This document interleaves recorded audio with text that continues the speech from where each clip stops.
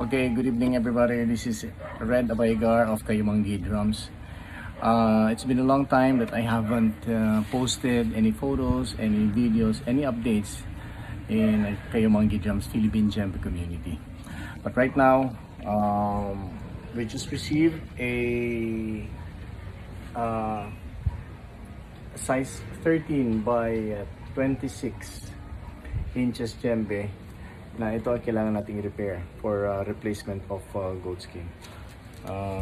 This came from from Dagupan, kaya naman sabi ng owner ay replacement, tapos i-revive natin for varnish.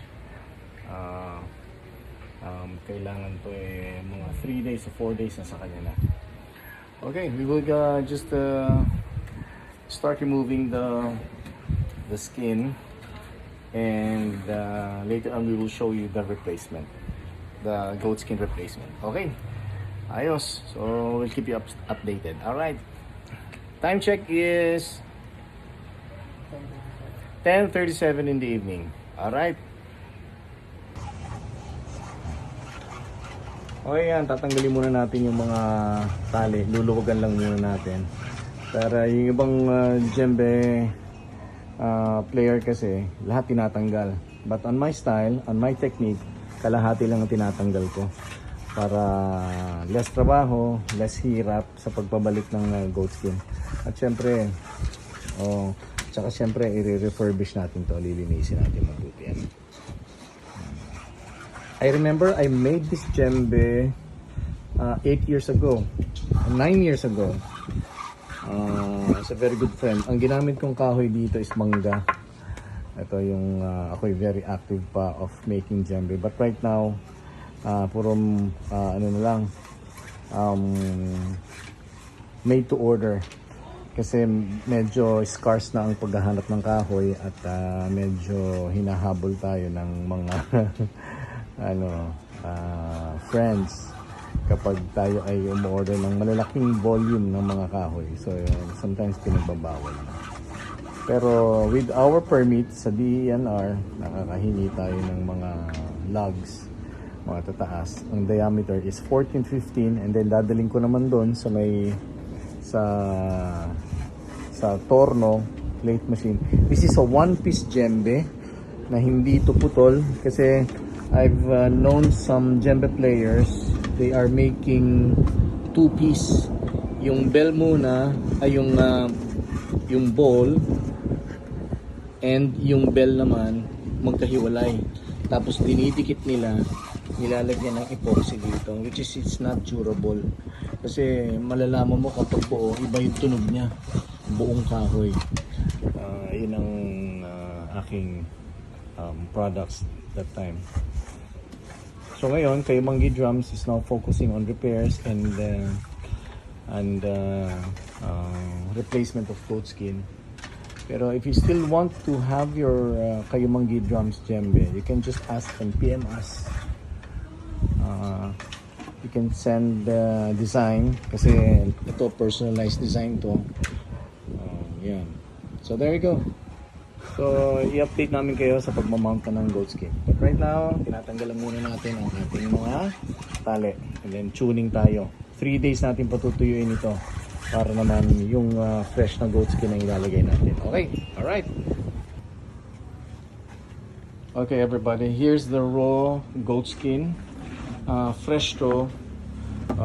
Matagal ko nang trinate ito kasi hindi pwedeng lagyan ng chemical o ibabad sa kung anumang tanning solution. This should be dried naturally. May proseso lang ako dito para hindi siya mabulok. Naturally, kasi hindi ko pwedeng lagyan ng solution to eh. So, ito tinakikita nyo, pwede pang balatan yan kasi laman pa ng kambing yan eh. Kaya yun, there you go. Balatan lang natin yan. So ngayon, ang gagawin natin ay ibababad natin ito sa tubig hanggang sa lumambot, maging pliable. Nang sa ganun, pag ibatak natin, lalagyan na natin siya ng ring. There, papasok natin to. Itong ring na to. So hindi natin, okay lang kahit rusted yan kasi the more na rough ito, the more na yung kakapit dito sa goat skin. Kasi once na tumigas yan, and then kapag makinis to, i-slide lang yung balat. No? So it doesn't matter kung ito ay rusted o magaspang, it's okay. Kasi it will last at least mga 7 years, of 8 years. Kasi ito lasted for 8 years eh. Saka lang napunit. Okay, so ayun, titingnan natin, i-send namin sa inyo. Pakita namin sa inyo kung paano yung proseso ng aming pagtatali. The Kayumanggi Drums Way. Alright, okay.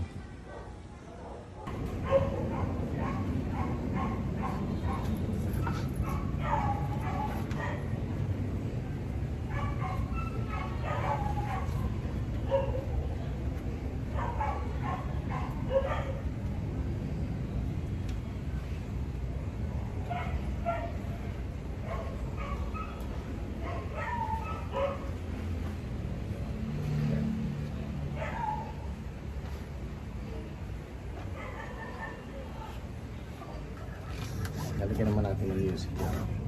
Yung music. Yung part na yan. Ay, gago ka. Yan ako.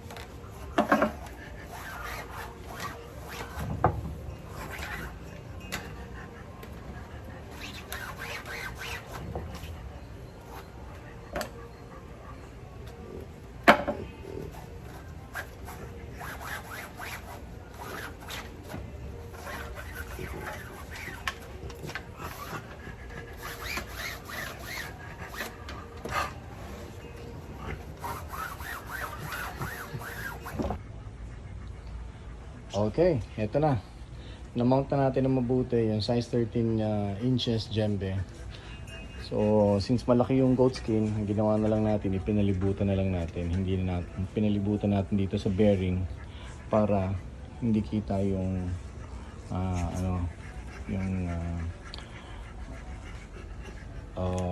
round na ring, yung metal rings. So, ito ngayon, patutuyuin natin to ng 2 to 3 days kung maganda panahon, mga 2 days lang, and then itotono natin on the 3rd day, and the following day ship na natin ulit ito sa Dagupan. Okay, yan o, Kayumanggi Drums.